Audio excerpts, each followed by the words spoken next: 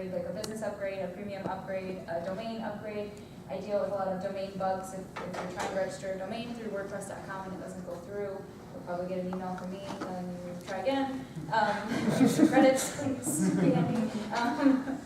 Also, I do live chat with business users and VIP users. So if you're on your site, you're trying to do something, you can just open the chat box and talk to somebody on my team. I'm Chris Hardy. I work on the VIP team at Automattic. We handle a lot of high-profile, high-traffic websites that are using WordPress.com. So if you go onto like Time.com or TechCrunch, Facebook uses us, Wikimedia uses us. So I'm a VIP wrangler there, and we help those clients build their custom themes, launch their sites, make sure they're high performance, high security, and generally work in the world of enterprise publishing. I'm Maureen Carruthers. I'm also a happiness engineer on the forums team. I basically do all the same stuff that Alex does. We all have our strengths. The only thing I would add to what he said is that we work in the .com forums, not the .org forums, and spend a pretty good amount of time making sure people understand the difference between those two things. And we also moderate the .com forums. So in addition to giving people support information, we spend a lot of time trying to help everyone be their best self. Hi everybody, I'm Jen Hooks. I'm on the Jetpack team. So Jetpack Happiness, I'm actually giving a talk in the beginner track at 4 o'clock, so come see that. If you are a Jetpack beginner, I don't know if there's anyone of you in here. I'm on the team that interfaces between WordPress.com and WordPress.org, so happiness-related things, technically just a happiness engineer. And I also do a little bit of work for the Daily Post, the editorial team, doing photo challenges. So if you subscribe to the Daily Post on Twitter, this will be published, and you can see some of my photography there sometimes. So, thanks for coming. All right, we're done. Our introduction. Any questions, just feel free to shout them out or raise your hand and we will call on you. I've got a question. Yeah. We have I'm a professor at a small university, and so we're trying to integrate WordPress and really just PHP and that world of web development into our curriculum. And I'm wondering, is there any organized way to approximate what we're doing here today at an institution like that? In other words, is there an academic version of WordCamp? No, it's not. There should be though. Yeah, there should be. I mean, there are lots of sites and tutorials and videos and places where you can go to learn about WordPress. Formal curriculum. But right, I don't know of anyone who's built anything just for an academic setting. There may be, and just need to get the word out. I think there's a university up in Portland that's doing a class, a formal college class on WordPress. I don't know how in depth it goes, but I'm really thinking more in terms of a meetup or or having a WordCamp in addition. I mean, we're already doing those kinds of things, but not this kind of thing. And I'm wondering if there's WordCamps can be started by anyone. Yeah, you can organize a WordCamp and just like have it on your campus. WordCamp beta. Yeah, we 2016. can do that. Seriously. Where's the we get some swag? Where is it? Yeah, you can get swag if you signed up to do it. You get the swag stuff just like we have like the buttons and There's buttons and all information these in things. the codex, the .org codex, right?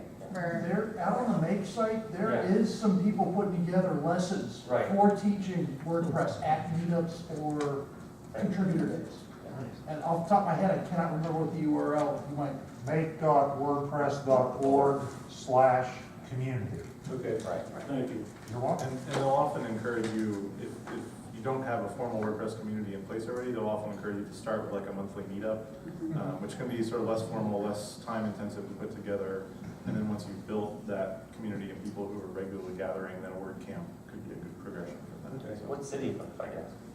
we're in the village of Ada, Ohio, Oh, okay. which is Lima kind of area. It means I'm going to be from LA. I stopped in the Rockies. I don't know if you guys. It's between Chicago and New York City.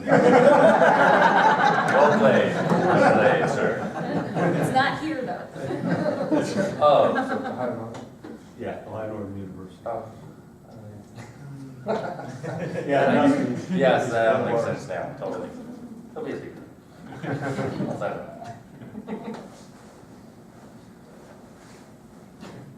What's the culture like at Automattic since you're so distributed?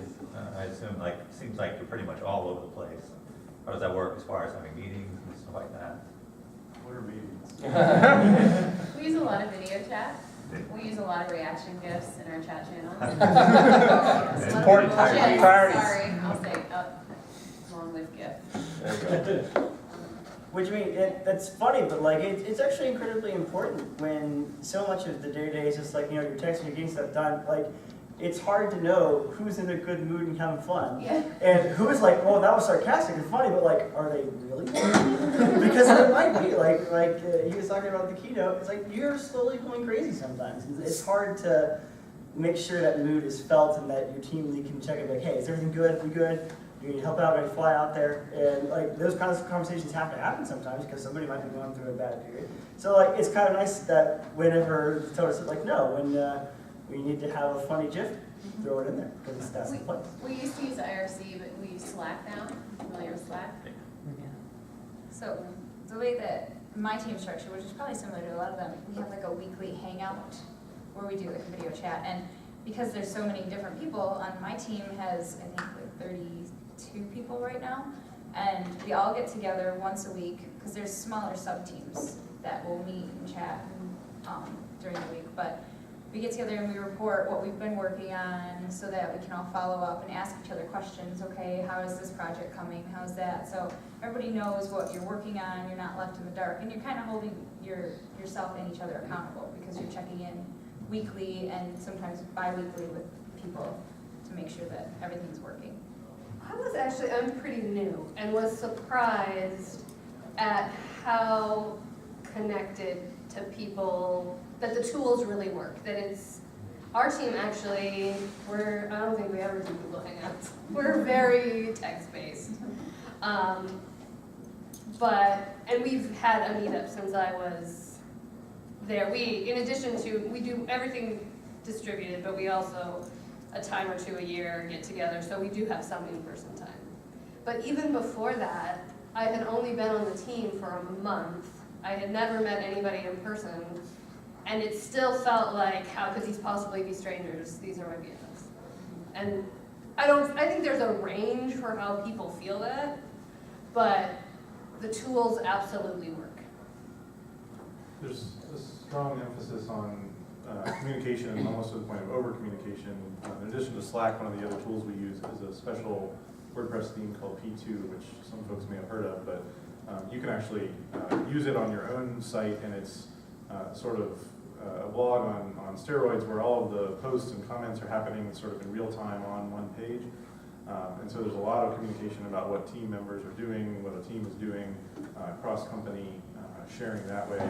So between that and Slack and sort of the in-person meetups, we have lots of opportunities to communicate, and people who can sort of embrace that and engage with that can thrive really well in the culture, even though you might be working alone in a sunless basement room. The cool It's part really too great is, for introverts. yeah, the cool part too is like, we try to get together, so we all are on teams and we kind of explain what our teams are, but we also try to get together outside of our teams to do things. So I know a lot of us are from Ohio or, kind of close within driving distance. But like in a couple weeks, one of our coworkers who used to live in Ohio is flying back from Portland. He moved to Portland, and we're all going to go to Columbus and co-work for the day. So we don't really have to, but it's like, hey, we have a kind of a unique reason to go to Columbus, and we can all work, and who knows how much work we'll get done. But like it's meeting in person as much as we can, and within reason. A few times a year, really builds that camaraderie and helps us to engage online easier because the way that Jen speaks, like, you can get to once you know her personality, you kind of tell when she's joking via text when she's not joking. I'm not Never, pointing ever you out. joke. Yeah. So that's a good question. How do you guys handle like teams that are your teams generally in the same time zone or? My spread team across? is How you handle meetings? small, very small. My team lead is in Budapest, He's a French guy in Budapest, actually.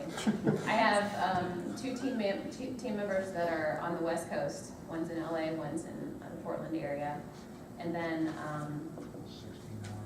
one's in BC, up in Canada, and then another's in Virginia. And so there's, as far as I know, there is no attention paid to where someone is based on where they're placed. Like they're in the live chat team that does support via live chat, there's kind of a hole, I think, for happiness engineers. What's that? I'm the most Western person on our team. Yeah. Yeah, so there's a gap there in when people are available to work. So I think we want to kind of expand toward hiring some people in Australia and, you know, in that part of the world, just to kind of fill in that gap, because everybody sets their own hours. So you can work whenever you want, and if there's nobody online to answer live chat questions, then those customers are going without being served. I was just curious how the meetings work, financially.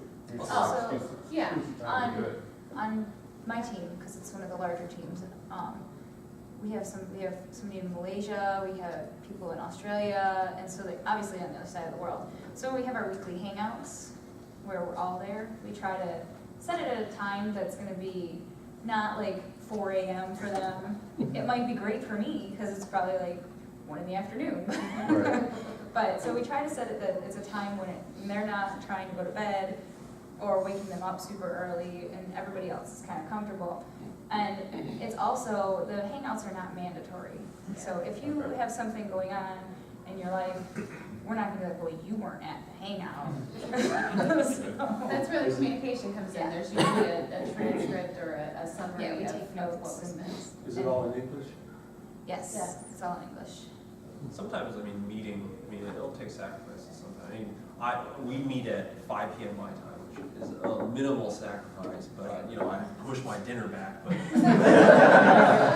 But it's to accommodate, we have a member who's in Australia, and his time it's 8 a.m., which itself is his own sacrifice, because he probably doesn't want to be up at 8 a.m. either, so. But I mean, you know, you can make it work, even that big a distance apart. We're still waiting for the bonus for somebody to like, oh, we need you to move to Australia. And I haven't started offering that as a yet, to move to the other side of the But it world. also works when we have our in-person meetups. We try to find like a central location, so that not one person is having to fly 24 hours or something to get to a place. We try to make it kind of in the middle, so everybody's having to share the burden of the load for like, you know, travel purposes. So, since you're distributed and it's all online, Slack and the old RSC, and you can work any hours, what's tracking the productivity? Not that you should kill yourself to be productive, said, you know, earlier. Is there, since you do your own hours, what is the metric to make sure that people aren't slacking off, per se? Number one is personal accountability. I mean, we go through a trial period where we're basically tested to see if we can hang with the discipline. And it's still, I mean, even though we can work when we want, it's still a 40-hour-a-week job. There are, for happiness engineers, there's an internal area where we can see how many tickets or emails or forum threads or live chats we've done. But as far as someone going through and checking up on people, you know, looking at a time clock, that doesn't really exist in Automattic, and that's a huge part of the culture. Some of it just involves redefining what productivity looks like. I mean, I've come from environments where, you know, if you were at your desk from 9 to 5 and not asleep, you were unproductive. Right. And in a lot of corporate culture, that is the definition of Are you productivity. spying on me? Just cover your webcam. But we recognize that someone can have a really productive hour, and then maybe they're not going to be productive for the next few hours, so they need to go do something else that's creative or resting, and maybe they should take a week off, and then they're going to come back and just really kill it for 16 hours a day straight. So we know that each person has an individual sense of when they're productive. We try to trust them to figure out what that is and to keep it in balance with their coworkers and their personal lives. But yeah, there's a lot of trust and personal discipline. I think. But it's also really connected to the hiring process. Sure. That you hear sort of management-y guru people saying you should be slow to hire and fast to fire, but almost no one really does that, because when you need to hire someone, you really need them yesterday, and firing people is a giant pain in the butt. I wouldn't say that Automattic is fast to fire people, but they really, I mean, I don't know, I haven't been here that long, maybe you're gonna be hired. You have something different to say, but they really take the hiring process very seriously. That they turn away a lot of people who would probably be fine to make sure that the people they hire are amazing. Wow, put your nose in the air. Well,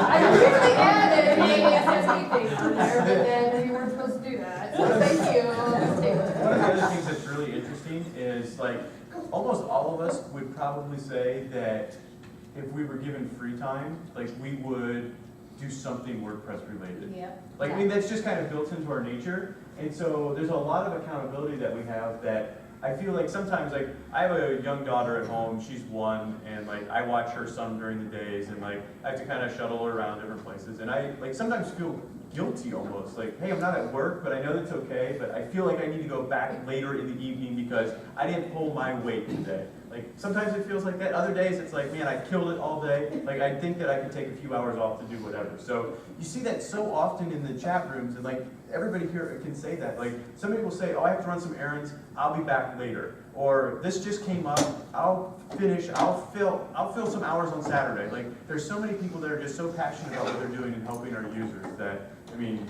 it's just kind of our culture. And so I think a lot of it just stems from, we're all WordPress enthusiasts, and we would probably be working on WordPress anyways if we weren't getting paid to do it. Does Automattic encourage or push you to take vacations? Yes, I mean, it depends on team leads too. Team leads are super different, and most of them are very encouraging. But you know, if you honestly say like, I have so many things to, like this week for me was impossible almost for me to work. I was like running to pick up t-shirts, and then I'm trying to get the speaker stuff lined up, and I'm like doing all these things. I'm like, yes, it's productive, but it's not work productive. My team lead's like, I know how busy you are, just go do it. Don't worry about tickets this week, because, you know, honestly, like, my head's thinking about other things, and I'm not gonna be serving our customers well. So, Since it's a global company, and there's so many different employees of different backgrounds, different cultures, we don't have specific days off. Like, we don't get X number of days on the 4th of July. But we have a pool of vacation days that we can use however we want. So people, there's no limit. Yeah, it's like a not set. well, there is a number-ish. I mean, if you were to take 3 months off in a row, But then you don't have like 10 days. Yeah. It's a, Yeah. you take leave. Right. If you had a family emergency and you had to be gone for 3 months, like, you're not gonna get fired because you're gone for that. You're taking care of your family and you're doing things. Like, Well, I was kind of getting at, a lot of times you have talented, energetic, excited people. Burn You out. can't hardly make them Right. take a vacation. Right. And that's a problem for some people. I have a teammate who runs herself into the ground, and she just won't take the time off.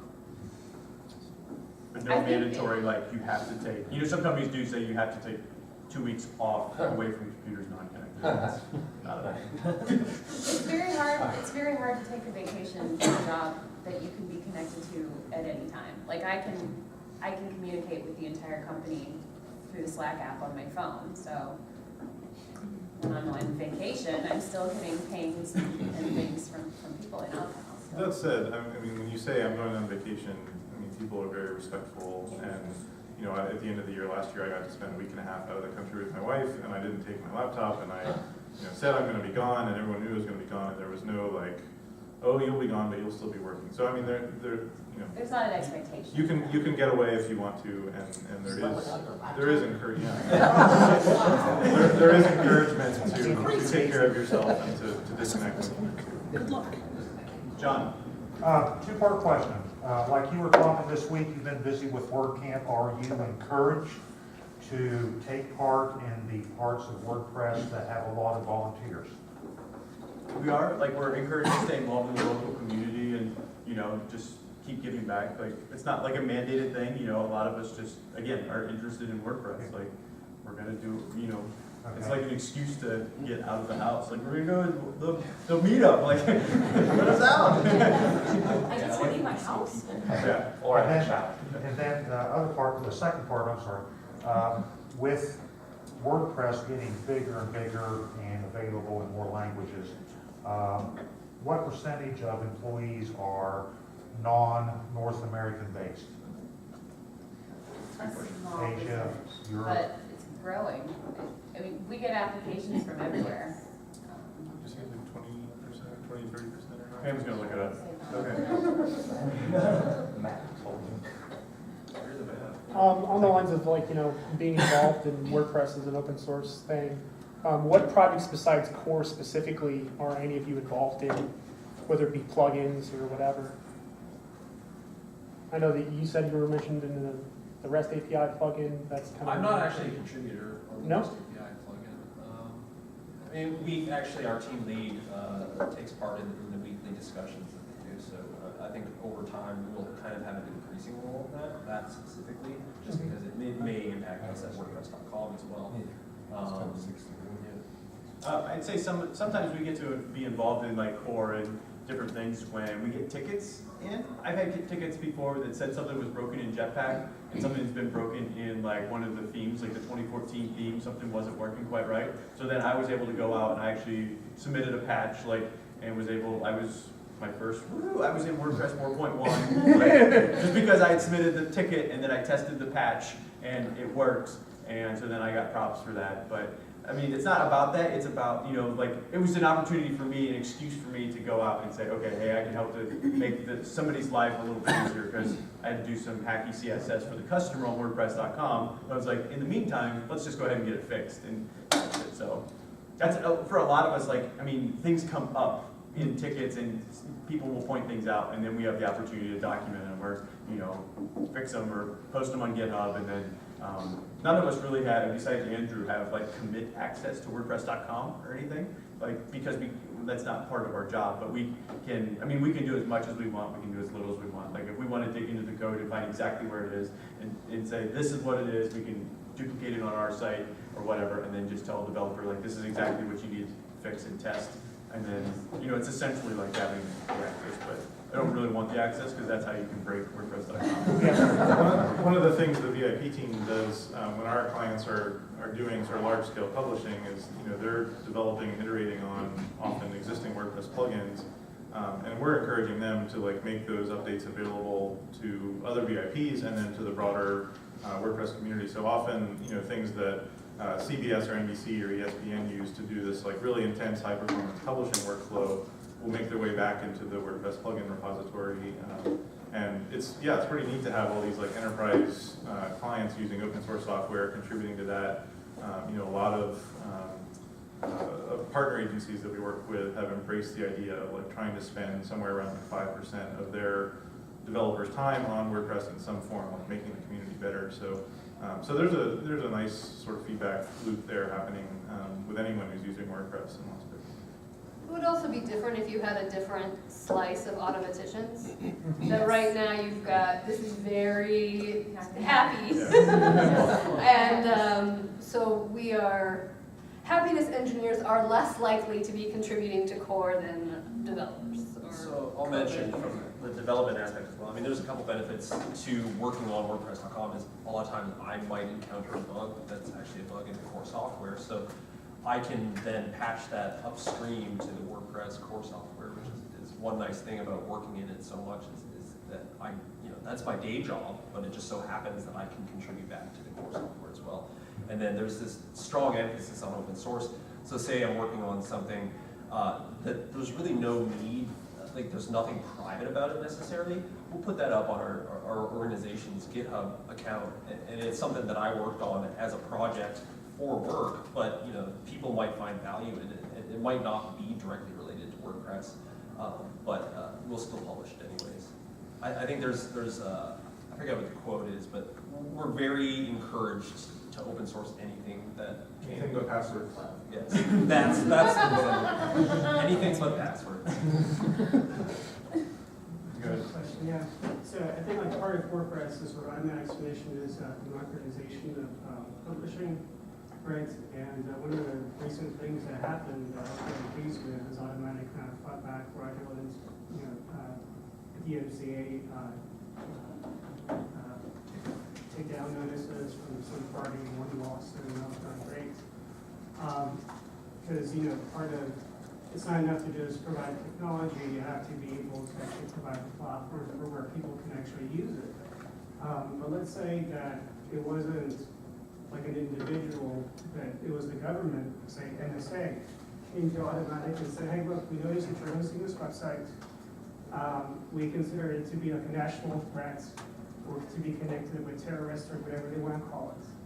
And they ask you to reveal who is the account owner, their name. In fact, they ask you to give them access to that website so they can see who's visiting it, who is on their emailing list and things like that. In that scenario, what would Automattic do? Would it comply? Would it say like Facebook and Google?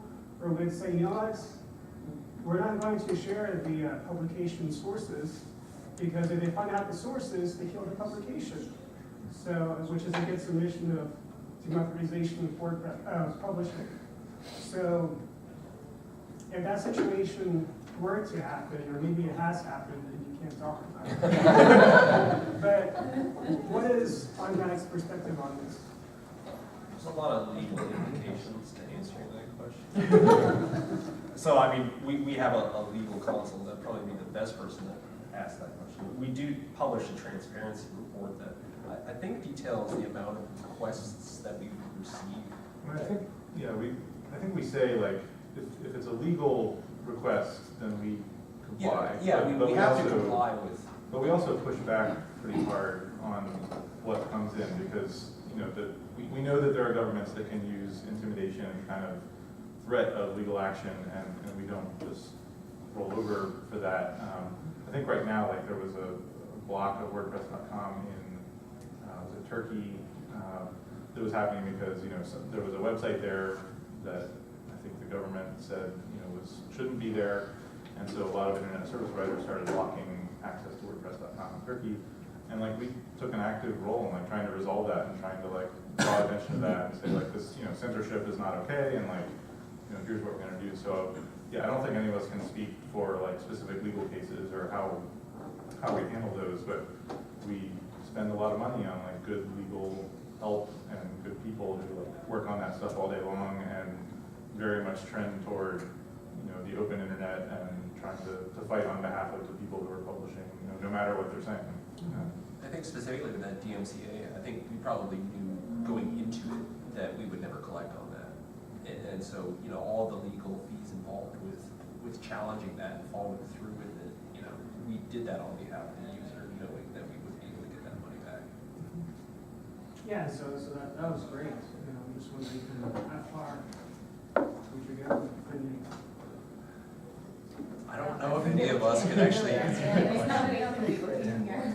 We do have teams that they work with DMC takedowns every day. They work with our people violating terms of service. Like that's a specific happiness engineering team that they deal with that stuff. None of us are on that team, and none of us are on obviously the lawyer team. Like all of those type of things. So That's even in like competitions, personal lives, I mean, there are a lot of people who spend their time as a hobby or as a side projects, like involvement in open internet stuff, or Electronic Frontier Foundation, or those kinds of projects. So I think you would find a very strong internal culture of resistance toward government censorship or sort of anything like that. And like any other company, we're trying to do the best we can to figure that out as those rules and things emerge. Maureen, you said that you spend a lot of time explaining the difference between .org and .com. Would you do that for us? Oh, wow. On the spot. Do you have a snippet? This counts as a ticket. So, there are different levels of that. And there are also different philosophies of that. I'm going to try to explain it with as little weighted language as I can, and I may or may not be successful. It is useful to know that even before I worked at Automattic. I had 6 years of WordPress.com use only, and was something of a WordPress.com evangelist well before I ever worked for Automattic. So, full disclosure, I'm gonna try not to let that color too much, but I'm absolutely a fangirl. The basic difference is that WordPress.com is a hosted version of WordPress. So, to me, when a person is deciding between WordPress.org and WordPress.com, they need to decide if they have the resources and expertise and support to maintain a secure install that they are primarily responsible for, or if they are willing to give up flexibility in order, a little, I mean, not all of the flexibility, but I think depending on what you want to do, there are restrictions for what you can do on WordPress.com. What you get in exchange for agreeing to those restrictions is rock solid security, a fast site, amazing happiness engineers, who are there to help you all the time. I think for some people that those restricted options also are very helpful in that if what you really want to do is blog or start a nonprofit website that is really just, here's what we do, please give us some money, spending a lot of your volunteer time on picking exactly the right theme from a million places and learning PHP, any kind of PHP, and which of these hosts are good hosts and which ones are crappy hosts, I think that's difficult. Now, if you are a developer and know about internet security and can tell for yourself when you're working with someone who knows what they're doing and someone who doesn't, use his password as a password, then using WordPress.com probably doesn't make sense for you. So, is that? It's like the difference between an apartment and a home. A home, you have the freedom to bust down your walls, add things to it. It's all your responsibility. WordPress.com is like renting an apartment. You got to play by their rules, and they give you the dwelling. But they also fix crap when it breaks. Right. And they do it with a smile. So we can't see it. In theory, it's somewhere. I have a question for not necessarily any specific one of you, but I've worked at a large company as a web developer in a small company, and I see professionally a development, like career development for developers, programmers, that often sort of moving up the ranks and moving up, more senior positions. People often go into positions that require more soft skills, like people management, project management, stuff like that. For those of you who aren't active programmers or engineers at Automattic, were you develop? I know Chris, I solve a lot of problems currently that Chris was solving, maybe 10 years ago in the same town. So I'm familiar with your history, but I was curious about the rest of you. Like, do you see yourselves as developers? Were you developers? Are you still developers? And how do you see that progression? I was a university biology lecturer for almost a decade before I came to this, so no. My degree is in speech and theater. I did nonprofit arts administration and battling robots. So previously for me, I was in film and graphic design and stuff like that before I came to Automattic. But as far as seeing a future in it, now that I've been in this culture it actually makes me want to, and I've actually been taking lots of classes at my local community college and learning more coding and learning that, so that, not necessarily that I can change my title someday to be like a code wrangler or something here, just so that for my own knowledge, if I wanted to someday develop a site or do something, I would have that knowledge. I was a musician and I was a really bad saxophone player, so I stopped doing that. And I got a business degree, and that didn't really help me with much of anything. And then I was a bad salesman. And then I, go on. And then, That was a great happiness. for about a year, I did everything I could possibly do on a couple learning websites just so I could, because it was fun and it was all there, and I had a blast sitting in front of the computer and typing in text editors all day. And then I tried actually doing some code. I'm like, wow, I'm really not good enough to like try to get a job doing that yet, but I love trying to get better. And when I found out that a happiness engineer was a thing, that was like, that's perfect, because I just want to get better. There's a lot of other people that want to get better, and it's not because I feel like I have to deploy code, and I don't think I'm ever going to try to become a code wrangler, but like, I see myself progressing as a happiness engineer by getting better at more stuff. I don't necessarily see it at, like, I don't want to be a manager either. But I think the heart of it is, whenever you make the transition that you want to become part of Automattic, it was never, unless you're already developed, I don't think that anybody sees like you have to climb any ladder about it. I think everybody found their role in a fairly natural way. And I think I think some people that may have had some less success, especially in a trial period, may have seen that they can maybe try to climb a ladder automatic, and then once you find out that that's not really the way it works, there's pretty disappointing. Like, no one's going to suddenly be tied to that. It's just not going to happen. And that's really that's the structure. Is we're all in it together, and we work in teams, because that's how you can tackle projects. But there's nowhere to climb. Everyone finds their role, and that's where you get there.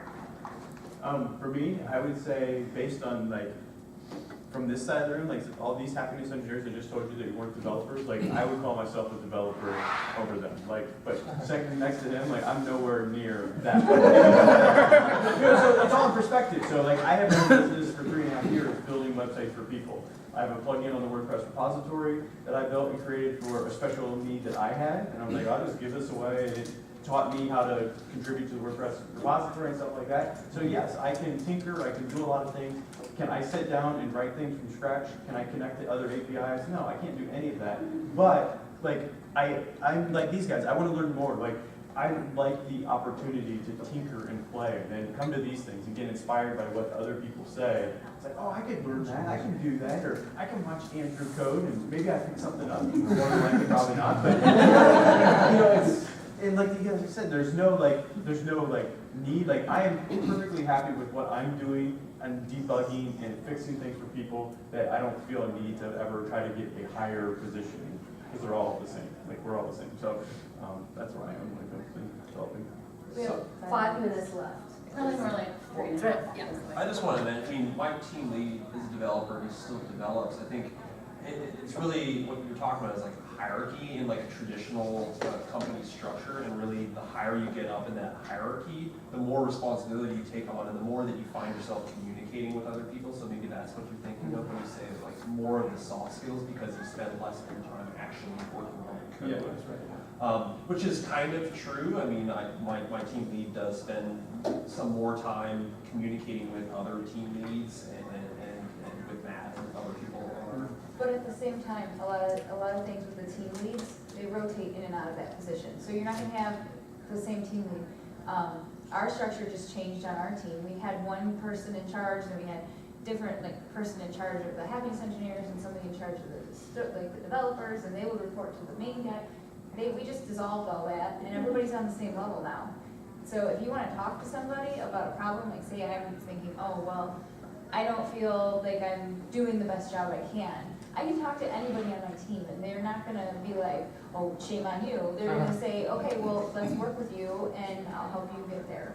And if I've been on the team for 3 years, and all of a sudden I say, hey, I would like to try being a team lead, they would work that into you. And it's not a change in your pay, it's not anything like that, it's just changing responsibilities. That's what I was gonna try to get at, is that there's very minimal and it's very rough. And so I don't think it's necessarily that what you described is not really a thing.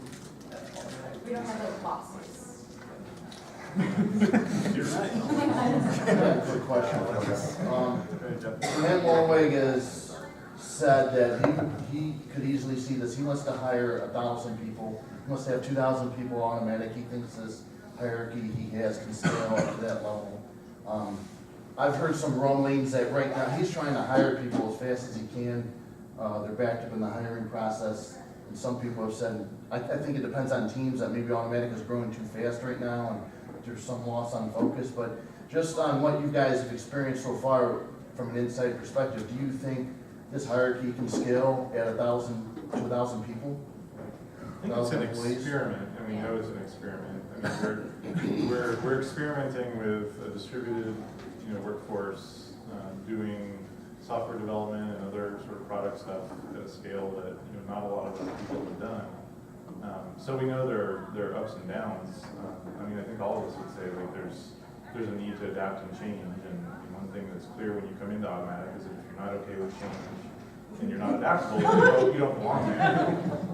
But I don't think any of us can tell the future. And Things would definitely change. I mean, even since, so Jackie, I think, of our group has been there the longest, about 1.5 years, maybe.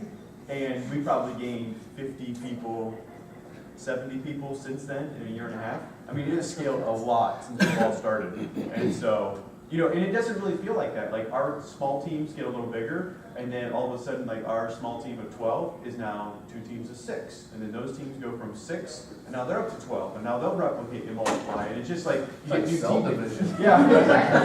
And so like, What I said, my team's the biggest one, and I'm just waiting for them to be like, okay.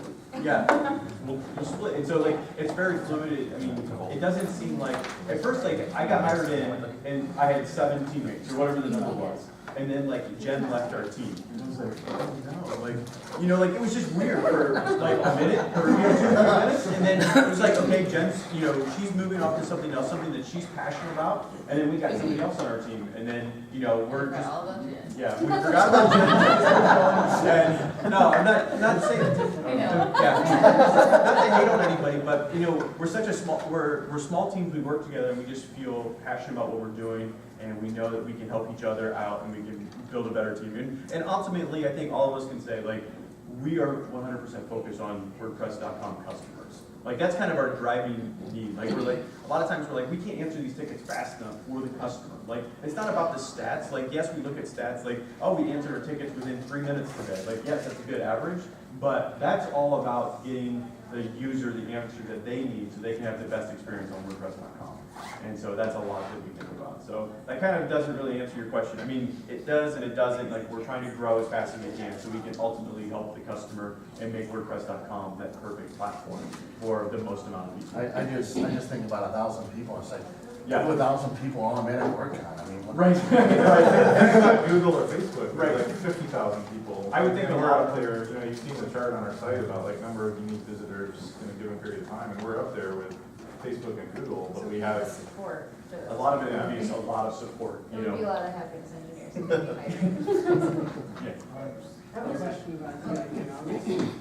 I know, I'm trying to do the last question. Yeah. Last question.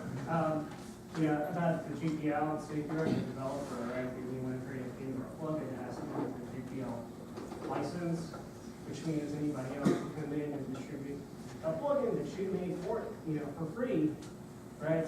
And then basically you end up, as the product, you supporting a plugin, and that's the product that you're kind of selling yourself on, which leaves room for somebody else to take your plugins, take your work, and to distribute freely.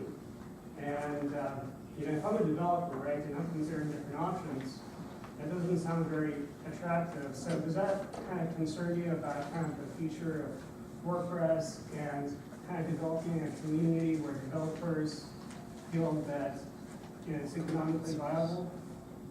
I think it's a common sentiment. I think the fact that it's GPL doesn't mean you can't make money off of it. I think it kind of changes the business strategy that you use in selling a product that's licensed that way. And I think the way that it's done through commercial themes that are GPL licensed is you're paying for the support, you're paying, I think some people say paying for the right to download it. But that doesn't mean you can't distribute it, and that's the open source part. And I think going further just into like this concern over people stealing ideas in open source, I think the open source community has really shown that there's not really going to be these evil bad men that are going to take your idea and then just like redistribute and rebrand it as their own. When it happens, and it does happen, it gets shut down pretty quick. Yeah, I mean, the community would kind of get out of arms. I can steal something that's GPL licensed. Well, you can't, right? So you could potentially create a website, right, where, you buy, you buy all these premium plugins, e-commerce, all the add-ons, everything, HTML, everything. And you're supposed to go on your website.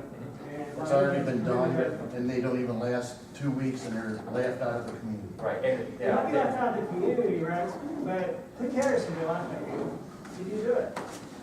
Yeah, but I don't think It's those. just gonna get shut down. I mean, I think it's the nature of the open source community to say, if someone has a better way to do it, a different way to do it, they're welcome to pursue that. I mean, we ask people to observe the licensing that's there, but we're not trying to prevent or shut down creativity.